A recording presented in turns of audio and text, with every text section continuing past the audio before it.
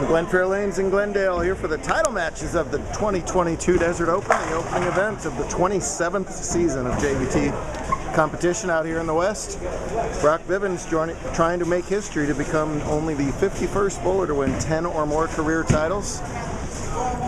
Former TPC champion looking to add another major to his collection, but getting in his way as another big-time winner, 8-time champ Josh Malloy. So a real veteran title match here between two bowlers who are tough to beat when the lanes are hard, and boy, were the lanes hard most of the weekends. Bowled on 3 different patterns. The first one was okay. The last 2 were just nasty. Another way to put it. And Josh got through that 12 games of qualifying as the top seed, and he chose to bowl on the nastiest of them all, Rude, for this match play segment. It's actually some real good strategy in that. We'll talk about that as the match goes on. And hey, he's here bowling for the title, so obviously it was the right decision. To the left, totally opposite, all the veterans on the right. These guys about as rookie as it gets. This is Tasha Massingale from the Las Vegas area. She is taking on this guy, Max Diaz-Gonzalez from the east side, and one of them is going to win their first career title. This is the first time either of them has even made the top 4. So rookies on the left, veterans on the right, cactuses all around. It has been a entertaining, dramatic, and warm weekend. No other way to put it. Tasha leaves a weird split over there, only gets 1 out of that. The handicap difference in this match is, he said shortly,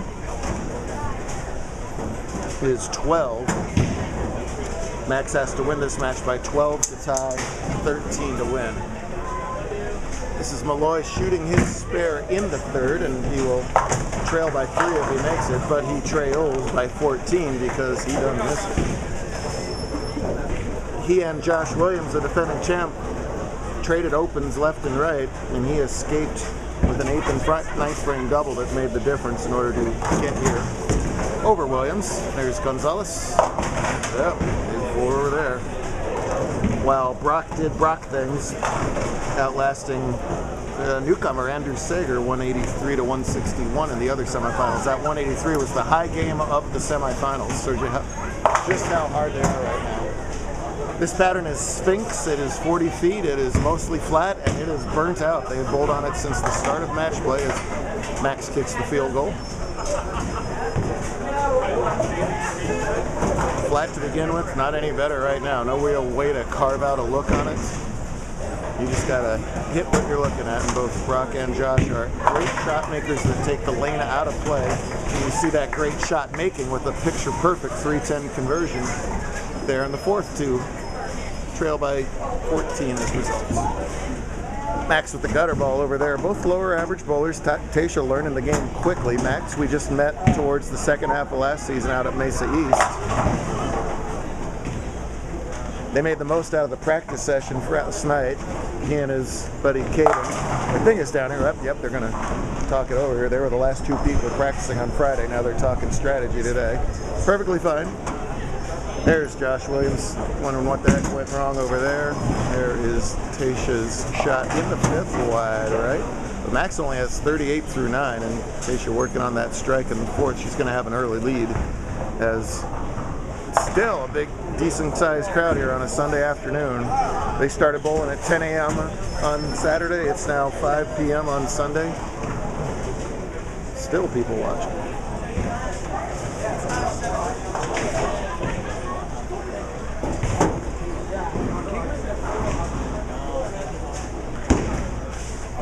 Somebody's still coming this third. I like that. Usually people are done with that. Get over here and talk.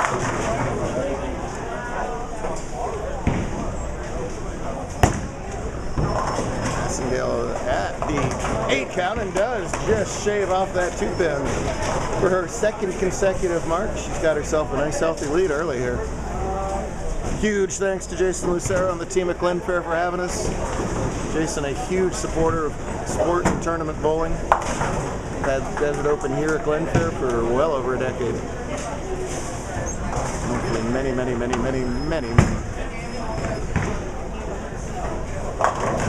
Another nice shot from Massingale. Gets a 9 off that spare. Count.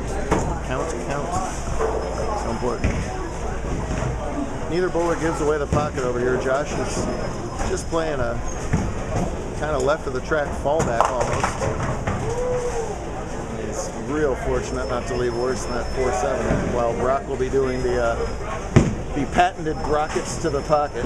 He will go from the left to the right corner and just point it at the head pin and stay out of trouble more than the other person stays out of trouble. That's won him a lot of titles over the years. See if Max can get anything going here. 6th frame. Finally gets something going as he crumbles the bucket, he said, to get his first, not only first strike of the title match, but first mark of the title match. He desperately needed that. My goodness. Season 27 gets going with season openers in Seattle next, at the end of August. Then Kingman, Arizona, Los Angeles, Albuquerque, and Portland, Oregon coming up on the schedule. Max unable to consolidate on the strike, only a 4 count, while Malloy's going to be tested again with another tricky yet makeable split. And he moved that 7 pin around so they're actually wider than they normally are right now. Complicates matters a bit.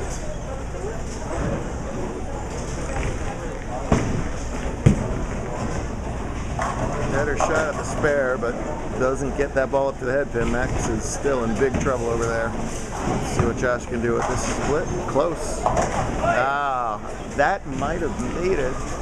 That 7 wasn't shaken over. It might have clipped the 7, and then the pin would have deflected into the 8. As it stands, it doesn't. He's only got 89 through 6. Big trouble for Malloy. These are the eponymous cacti that they are so desperately chasing after. TPC is our most important win, but this is, without question, our most sought-after trophy. That is the team at Thunderbird Trophy that makes those. Shout out to them. No! The entire scratch division goes, because they have seen that for a couple years now. The Brockets to the pocket, catching a good break at a good time. Not his only titles, though, by the way. He's won tournaments where he's had to average 230 and outstrike the field.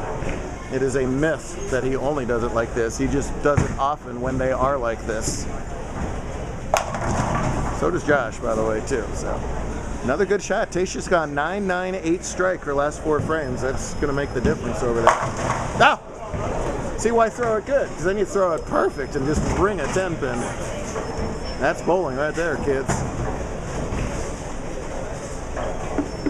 Rocking the ACU shirt, which she's a proud teammate of with his dad, one of the coaches, and Tasha misses that single pin. She's got 102 through 8, and if Max has any chance of winning this match, he must start at least marking immediately. It's the old skinny jeans on TV these days. Good enough. It's a spare. Let's see if Diaz Gonzalez can do anything. Yes, he can. Gets that big strike in the 8th.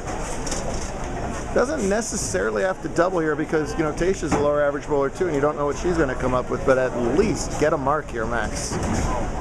Yes. Josh taking a lot of time over here. Max is going to pop out of his shoes waiting to throw this next shot. Boy, gets the light hit. Max has a runaway Brooklyn that could have been a lot worse than just a 7, but I don't think his 7 pin is his favorite thing to shoot. He's going to go out on a limb and say that right now. I don't know if he does a backup ball or what he does. Well, we're about to find out.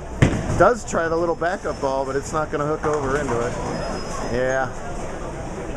There is a white flag about to be waved. Well, Miss Tasha, we met her late last season in Vegas. She said, this is kind of fun. I might come down to Phoenix, try this Desert Open thing. And even the one is barely matters here, as Max has to win by 12. Tasha just needs a couple pins on any of the next 3 shots to lock it up. Meanwhile, giant shot from Malloy, strike working in the 8th. It's left. But it pushes, and it fades, an old flush. Wow, great reaction from Malloy. 8 total pins gets her to 110. The best Max can do with striking out is 122. minus the 12 is 110. Tasha Massengale needs one more pin on 2 balls to win the title.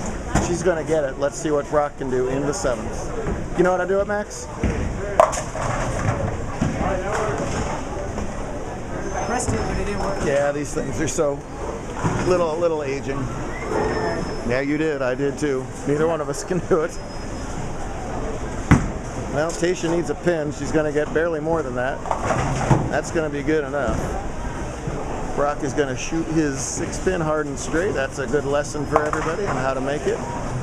Let's go close over there. She's going to have a cactus. He's going to have his best career. He's going to have his best career finish.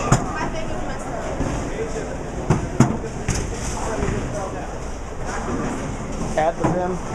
Was it a 2, everybody? Was it a 2?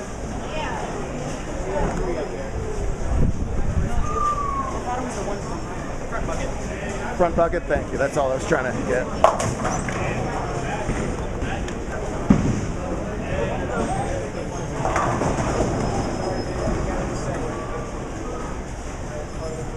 Hey, on lane 5, can you add the 2-pin?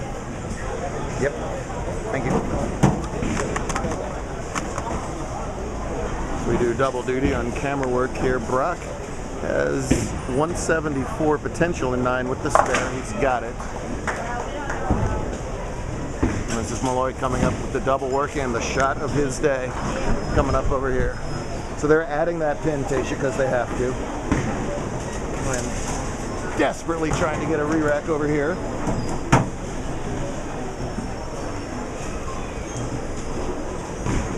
And we'll just do it the old school way. Right now, Malloy, like we said, the shot of the day for him.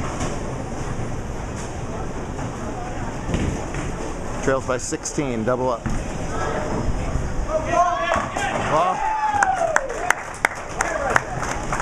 You don't win 8-9 JBT titles without being an extremely clutch bowler. Josh has always been an exceptional match play bowler. Shows it.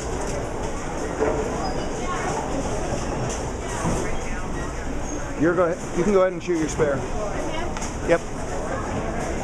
Shows it with that beautiful shot in the 9th frame, consolidating the look he sort of found with that 8th frame strike. Anybody's game. 209 max for Josh. If he gets that double, he wins. Anything less than a double, Brock will have a chance to take it in the 10th.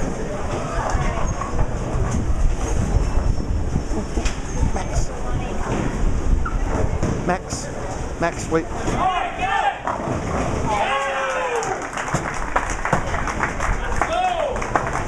You didn't have an extra pin. Yep, now you can go. I don't know if I caught it when I was moving around with the camera, but again, a perfect shot from Josh. And now, from trailing by 16 in the 6th and looking bleak, he has a chance to ice it here with the 2nd shot in the 10th. Max can't win by 12. Now he can't even win scratch. So Tasha wins that. Max is 2nd. To be determined. If I were Josh, I would not want to give Brock a chance to do this. Josh is, of course, going to let Max go.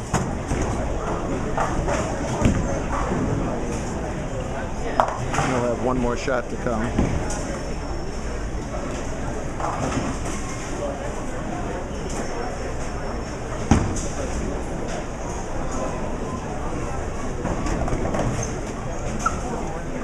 For the cactus. No! Flat 10, and it'll come down to Bivens.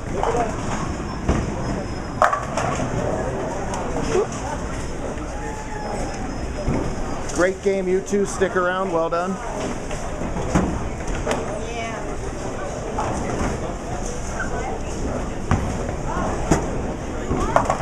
Josh converts for 198. The spare didn't matter in that scenario. Brock Bivens needs 2 strikes and 5 pins to capture the cactus. Anything less, it'll be cactus caught from Malloy. I have never had a bowler more insisting on not winning when she wins in my life.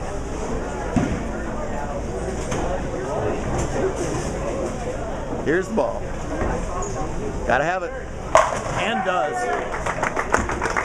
When he absolutely has them, all those crazy Brooklyns and squashers go away, and he just throws great shots. These are 2 fantastic match play bowlers. After 2 full days of bowling down to this shot for plant or not. Oh, we saw the emotional finish at the TPC with Sorrell. These two guys hold their emotions in check, but you might hear a roar if he gets this one. Pulls up out of it. Knew it the second he left his hand, he pulled out of it. That pulls the shoulder off to the right.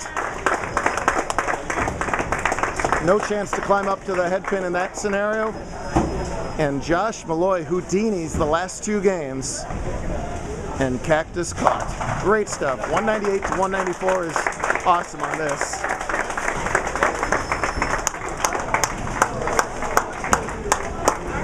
And if season 27 is anything like this, we are in for a barn burner. Great stuff out of all of our finalists. Kendall and Harper are subdivision winners as well earlier on today.